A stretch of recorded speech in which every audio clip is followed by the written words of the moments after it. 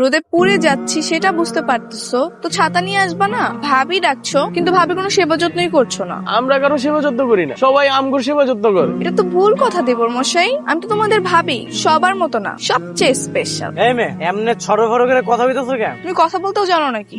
আমি তো ভেবেছিলাম তুমি কথা বলতে পারো। এই তোমার পরিচয় কি? দেখে তো মনে হচ্ছে না তুমি আমার চিন। এই দেবরগণ, যাও রিক্সা ডাকো, আমি আবার হেঁটে যেতে পারবো না। তোমাকে যত খারাপ ভেবেছিলাম তত খারাপ তুমি না, তোমার মধ্যে একটা মুগ্ধতা আছে, সেটা কেউ জানে না। এইসব কি কইতাছো? এই এসব মুগ্ধতা ফুগ্ধতা আবার কি? এগুলোর মানে কি? হ্যাঁ মানে কিছু না, আমার কথা আবার একবার মন দিয়ে না শুনলে আমি দুবার বলি। এই তুমি চিনো আমাকে? তুমি জানো আমি তোমার কি করতে পারি? এই যে মহল্লাটা দেখতেছো না, মহল্লার সবাই আমার ভয় পায়। তুমি এমনি কথা কইতেছো কেন? হ্যাঁ সবসময় না এত গোমরা মুখ হয়ে থাকবা না, মাঝে মাঝে একটু রোমান্টিকও হবে, তাহলে দেখতে সুন্দর লাগবে, বুঝছো? তবু কি মনে হয় ওই মাইয়া কি আমার লগে প্রেম করতে চায়? চাই মানে তুই কি এখনো কনফিউজ? মায়ের কথা শুনলে তো বোঝা যায় সব। কিন্তু ওই মাইয়া তো এখন আমার প্রপোজ করলো না। কি হলো, এখানে ডাকছো কেন? আর আজকে তো তোমার বন্ধু বান্ধবকেও দেখছি না। আমি কিন্তু এত ঘুরে বেচে রোমান্টিক মুডে কথা কইতে পারি না, ঠিক আছে? তুমি তো জানোই আমার মাথা সবসময় গরম থাকে। দেখো আমি কিন্তু তোমার তো পিছে পিছে ঘুরতে পারবো না। তুমি যদি আমার পছন্দ করো তাহলে আমার সাপ সাপ কইয়া দাও। পছন্দ করি কিনা জানি না, কিন্তু তোমার কথাবার্তা, অ্যাটিটিউড আমার কাছে আলাদা মনে হয়। হ্যাঁ আমারও তোমার অনেক পছন্দ, সবার চাইতে তোমার অনেক স্পেশাল লাগে। ওই দিন যখন তুমি পিছনে ফিরে আমার দিকে চোখ টিপ মারলা না, আমার না সারা রাত ঘুম হয় না। তোমার মধ্যে না আলাদা একটা মায়া। I love you Sagarika.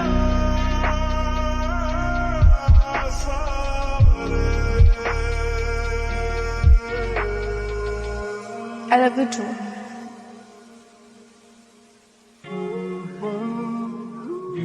Hello, কে? আপনার বন্ধুদের ভাবি আর আপনার বউ, এবার চিনতে পেরেছেন? হো তুমি? তুমি আমার নাম্বার কেমনে পাইলা? আপনার নাম্বার ম্যানেজ করার কোনো ব্যাপার নাকি? আমার বয়ফ্রেন্ড এমন একজন ফেমাস পার্সন যার নাম্বার সবার কাছে থাকে। তাই নাকি? তাই। কিন্তু আমার তো এখন আফসোস হচ্ছে, আমি আপনাকে পছন্দ করে কোনো ভুল করলাম না তো? এমন কেন মনে হইতাছে?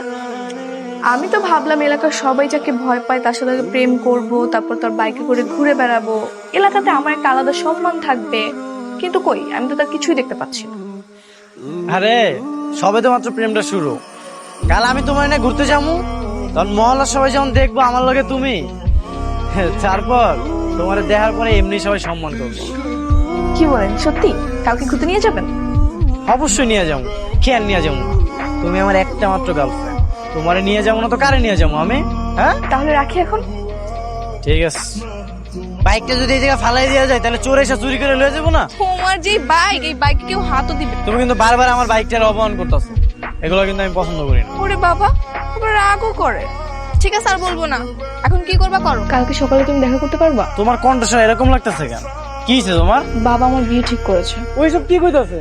ওর লগে আমার কয়েকদিন আগে মাত্র প্রেমটা হইলো। তুমি এগুলো কি কইতাছো? কত তোমার কয়েকদিন পরে বিয়া? তো আমি কি করব? আমার কি দোষ এখানে? আমি কি বলেছি আমার বিয়ে ঠিক করতে? আচ্ছা এখন আমার কি করতে হবে সেটা আমার। আমি কিছু চাই না, যা ইচ্ছে করো, কিন্তু তাও কিছু একটা করো। আরে আমি কি করবো? আমি কি এখন তোমাকে বাড়িতে বিয়ের প্রস্তাব নিয়ে যাবো? বিয়ের প্রস্তাব নিয়ে গেলে তো তোমার ফ্যামিলি রাজি হইব না। আর তুমি তো জানো আমি কেমন করলাম। তো ভালো হয়ে যাও সবকিছু ছেড়ে দিয়ে।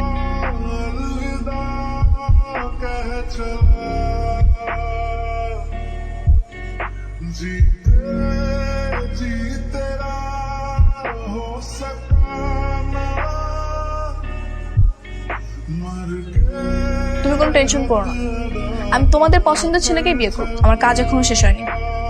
তুমি চলে যাও, মামা গিয়ে আমাকে দিয়ে আসবে। আমি না আসলে জানতাম না মৌসুমীর বাবা তোমার মামা হয়। তার মানে তুমি একটা রেপিস্ট। আমি জানি আমি ভুল করছি, এই ভুলের জন্য আমি অনুতপ্ত। কিন্তু বিশ্বাস করো আমি তোমার সত্যি সত্যি অনেক ভালোবাসি। তোমাদের মতো মানুষগুলোকে আলাদা যে কেন বাঁচিয়ে রেখেছে সেটাই বুঝতে পারি না। তুমি আমার ক্ষমা করে দাও, আমি তোমার লাগে সবকিছু ছেড়ে দেবো, সবকিছু। আমি তোমার কাছে চাকরি করবো, তারপর তোমার আমি বিয়ে করবো। তোমার মতো মানুষকে কে দিবে চাকরি? তোমাদের যে চাকরি দেবে তারও শাস্তি হওয়া দরকার আছে। আচ্ছা আমি তোমার কাছে সবকিছু স্বীকার করলাম, আমার তো ভুল হয়ে গেছে, তুমি বুঝতেছো না কেন? ও, ভুল করে কেউ রেপ করে? একটা মেয়ের জীবন নষ্ট করে এখন তুমি ক্ষমা চাইছো? তুমি একটা পাপী, আর তোমার সাথে যে রিলেশন রাখবে সেও পাপ। এখন কি মৌসুমীর কাউকে নষ্ট করবে? তোমার তো কাপুরুষতা আমার বিশ্বাস নেই। সাগরিকা, তুমি আমাকে ভুল বুঝছো না, আমি তোমার কোনো ক্ষতি করবো না, আমি তোমাকে অনেক ভালোবাসি। তুমি আমার সাথে চলো, আমি তোমাকে অনেক ভালো রাখবো, চলো না। তুমি কি করে ভাবো যে আমি তোমার সঙ্গে যাবো? তোমার মতো রেপিস্টকে আমি বিয়ে করবো? কখনোই না।